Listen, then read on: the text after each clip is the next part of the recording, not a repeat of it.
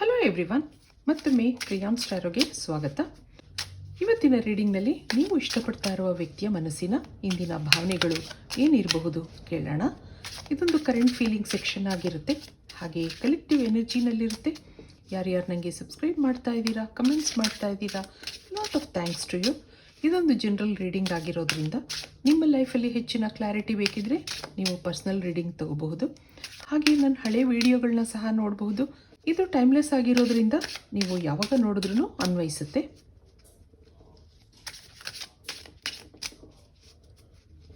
ಈಗ ಇಲ್ಲಿ ಏನು ಮೆಸೇಜ್ ಬರುತ್ತೆ ನೋಡೋಣ.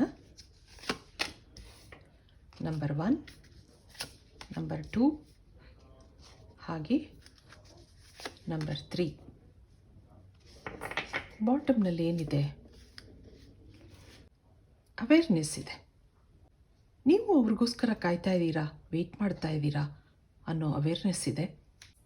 ಆದ್ರೂ ಇಲ್ಲೇನೋ ಒಂದು ಸೀಕ್ರೆಟ್ ಸ್ಪೇಸ್ ಇದೆ. ಈ ಟೈಮಲ್ಲಿ ಇಲ್ಲಿ ಕಮ್ಯುನಿಕೇಷನ್ ಗ್ಯಾಪ್ ಇದೆ. ಅವರು ಇವತ್ತು ನಿಮ್ಮ ಬಗ್ಗೆ ಯೋಚನೆ ಮಾಡ್ತಾ ಇದ್ದಾರೆ. ಮತ್ತೆ ಇದು ರೀಸ್ಟಾರ್ಟ್ ಆಗುತ್ತಾ, ಮತ್ತೆ ನಾವು ಕನೆಕ್ಟ್ ಆಗ್ತೀವಾ, ಹಾಗೆಲ್ಲ ಯೋಚನೆ ಮಾಡ್ತಾ ಇದ್ದಾರೆ. ಇಲ್ಲಿ ನೀವಿಬ್ರು ಸೋಲ್ ಜರ್ನಿನಲ್ಲಿದ್ದೀರಾ ಅನ್ನೋದು ಬರ್ತಾ ಇದೆ. ಅವ್ರ ಮನಸ್ಸು ಏನೋ ದಾರಿ ಹುಡುಕ್ತಾ ಇದೆ. ಇಬ್ಬರಲ್ಲೂ ಏನೋ ಮಿಸ್ಅಂಡರ್ಸ್ಟ್ಯಾಂಡಿಂಗ್ಸ್ ಇದೆ. ಹಾಗಿರೋದ್ರಿಂದ ಇದು ಕೊನೆಗೊಳ್ಳುತ್ತಾ ಹಾಗೆಲ್ಲ ಯೋಚನೆ ಮಾಡೋದಿದೆ. ಇದರಲ್ಲಿ ಯಾರು ತಪ್ಪಿದೆ, ಯಾಕೆ ಹೀಗಾಯಿತು ಅನ್ನೋ ಯೋಚನೆ ನಡೀತಾ ಇದೆ ಮನಸ್ಸಲ್ಲಿ. ಈ ಒಂದು ಕಮ್ಯುನಿಕೇಷನ್ ಗ್ಯಾಪ್, ಸೀಕ್ರೆಟ್ ಸ್ಪೇಸ್ ಅನ್ನೋದಿದೆ. ಇಲ್ಲೇನೂ ಬಿಟರ್ನೆಸ್ ಇಲ್ಲ, ಸಿಟ್ಟು ಕೋಪಗಳಿಲ್ಲ. ಏನೋ ಇಬ್ಬರು ಸೈಲೆಂಟ್ ಆಗಿದ್ದೀರಾ. ಈ ಟೈಮಲ್ಲಿ ಒಬ್ರಿಗೊಬ್ರಿಗೆ ಅಂಡರ್ಸ್ಟ್ಯಾಂಡಿಂಗ್ ಬರುತ್ತೆ ಅನ್ನೋದಿದೆ. ಇದಕ್ಕೆ ಟ್ಯಾರೋ ಕಾರ್ಡ್ಸಿಂದ ಏನು ಬರುತ್ತೆ ಕೇಳೋಣ. ಇದು ನಿಮ್ಮ ಫೀಲಿಂಗ್ಸ್ ಆಗಿರುತ್ತೆ. ನೀವೇನು ಯೋಚನೆ ಮಾಡ್ತಾ ಇದ್ದೀರಾ ಅವ್ರ ಬಗ್ಗೆ. ನಂಬರ್ 2 ಹಾಗೆ ನಂಬರ್ 3, ನಂಬರ್ 4 ಮತ್ತೊಂದು 5. ಇಲ್ಲೊಂದು ಕಿಂಗ್ ಆಫ್ ಸಾರ್ಡ್ಸ್ ಬರ್ತಾ ಇದೆ. ಏನೋ ಮನಸ್ಸಲ್ಲಿ ಫೀಲಿಂಗ್ಸ್ ಇದೆ, ಸ್ಯಾಡ್ನೆಸ್ ಇದೆ. ನಿಮ್ಮನ್ನು ನೀವು ಕಂಟ್ರೋಲ್ ಮಾಡ್ಕೊಳ್ಳೋದಿದೆ. ಇಲ್ಲಿ ಹೆಲ್ಪ್ಲೆಸ್ನೆಸ್ ಕಾಣ್ತಾ ಇದೆ.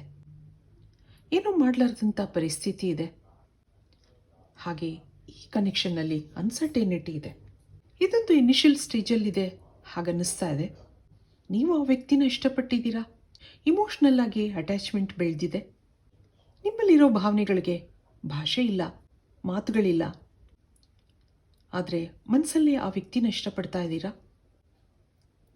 ಇಲ್ಲಿ ಆಗಾಗ ಅಪ್ಸ್ ಆ್ಯಂಡ್ ಡೌನ್ಸ್ ಇರುತ್ತೆ, ಆಗಾಗ ಡಿಸ್ಕನೆಕ್ಟ್ ಆಗ್ತೀರಾ. ಆದರೆ ಮನಸ್ಸಲ್ಲಿ ಆ ವ್ಯಕ್ತಿ ಬಗ್ಗೆ ಯೋಚನೆ ಮಾಡ್ತೀರಾ.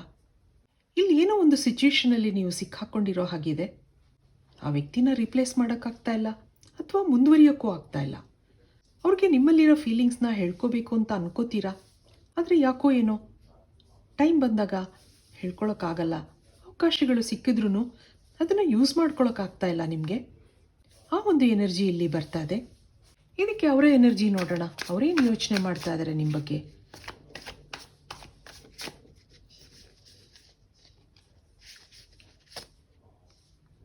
ನಂಬರ್ 1, ನಂಬರ್ 2 ಹಾಗೆ ನಂಬರ್ 3, ನಂಬರ್ 4. ಇಲ್ಲೊಂದು ಫೈನಲ್ ಕಾರ್ಡ್ ಏನಿದೆ?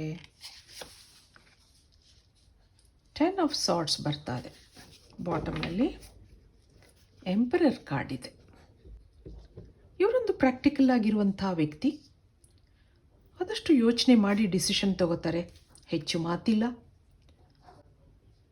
ನಿಮ್ಮ ಮೇಲೆ ಫೀಲಿಂಗ್ಸ್ ಇದ್ರೂ ಏನೂ ಹೇಳ್ಕೊತಾ ಇಲ್ಲ. ನೀವಾಗಿ ಹೇಳ್ಕೊಳ್ಳಿ ಅನ್ನೋ ಭಾವನೆ ಇಲ್ಲಿ ಕಾಣ್ತಾ ಇದೆ. ಹಾಗೆ ಇಲ್ಲಿ ಕೆಲವರು ಒಟ್ಟಿಗೆ ಕೆಲಸ ಮಾಡ್ತಾ ಇದ್ದೀರಾ, ಅಥವಾ ಇವರು ನಿಮಗಿನ್ನ ಒಳ್ಳೆ ಜಾಬಲ್ಲಿದ್ದಾರೆ, ನಿಮಗಿನ್ನ ವಯಸ್ಸಲ್ಲಿ ದೊಡ್ಡವರಾಗಿದ್ದಾರೆ ಹಾಗನ್ನಿಸ್ತಾ ಇದೆ. ಇಲ್ಲಿ ಅವ್ರಿಗೆ ನೀವು ಅವರನ್ನು ಇಷ್ಟಪಡ್ತಾ ಇದ್ದೀರಾ ಅನ್ನೋದು ಗೊತ್ತಿದೆ. ಇಲ್ಲಿ ಏಸ್ ಆಫ್ ವ್ಯಾಂಡ್ಸ್ ನಿಮಗೆ 2 ಸರಿ ಬರ್ತಾ ಇದೆ. ನಿಮಗಿರುವಂಥ ಫೀಲಿಂಗ್ಸು ಅವ್ರಿಗೂ ಇದೆ. ಯಾವುದೋ ಸಿಚುವೇಷನಲ್ಲಿ ಸ್ಟಕ್ ಆಗಿದ್ದಾರೆ, ಹೇಳ್ಕೋಬೇಕು ಅಂತ ಅನ್ನಿಸ್ತಾ ಇಲ್ಲ. ಆದರೆ ಆಗಾಗ ನಿಮಗೆ ಕಾಯೋದಿದೆ. ನಿಮ್ಮ ಕಾಲ್ಗೋಸ್ಕರ ಅಥವಾ ನಿಮ್ಮ ಮೆಸೇಜ್ಗೋಸ್ಕರ ಕಾಯೋದಿದೆ. ಅವರಲ್ಲಿರೋ ಫೀಲಿಂಗ್ಸ್ಗಳನ್ನ ಹೇಳ್ಕೋಬೇಕು ಅಂತ ಅನಿಸಿದ್ರೂ ಏನೋ ಸ್ಟಕ್ ಫೀಲ್ ಆಗ್ತಾ ಇದೆ, ಏನೋ ಹಿಂಜರಿಕೆ ಇದೆ. ಆದರೆ ನಿಮ್ಮನ್ನು ಬಿಟ್ಕೊಡೋಕೆ ಇಷ್ಟ ಇಲ್ಲ, ನಿಮ್ಮನ್ನು ರೀಪ್ಲೇಸ್ ಮಾಡೋಕ್ಕೆ ಅವ್ರಿಗೂ ಇಷ್ಟ ಇಲ್ಲ. ಆ ಒಂದು ಸಿಚುಯೇಷನಲ್ಲಿ ಈ ಕನೆಕ್ಷನ್ ನಡೀತಾ ಇದೆ, ಹಾಗನ್ನಿಸ್ತಾ ಇದೆ. ಇಬ್ಬರೂ ಈಗ ಕಮ್ಯುನಿಕೇಷನ್ ಗ್ಯಾಪಲ್ಲಿದ್ದೀರಾ, ಆದ್ರೂ ಇಮೋಷನಲ್ ಆಗಿ ಕನೆಕ್ಟ್ ಆಗಿದ್ದೀರಾ ಅನ್ನೋದು ಬರ್ತಾ ಇದೆ. ಇಬ್ಬರಲ್ಲೂ ಏನೋ ಭಾವನೆಗಳಿದೆ, ಅದಕ್ಕೆ ಮಾತುಗಳ ಕೊರತೆ ಇದೆ. ಹೇಳ್ಕೋಬೇಕು ಅಂತ ಅಂದ್ರೂ ಏನೋ ಹಿಂಜರಿಕೆ ಇದೆ. ಇಲ್ಲಿ ಯೂನಿವರ್ಸಿಂದ ನಿಮಗೆ ಏನು ಬರುತ್ತೆ ಒಂದ್ಸರಿ ಕೇಳಿಬಿಡೋಣ.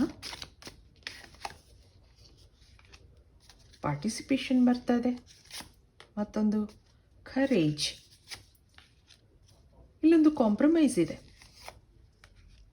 ಹಾಗೆ ಸೆಲೆಬ್ರೇಷನ್ ಬರ್ತಾ ಇದೆ,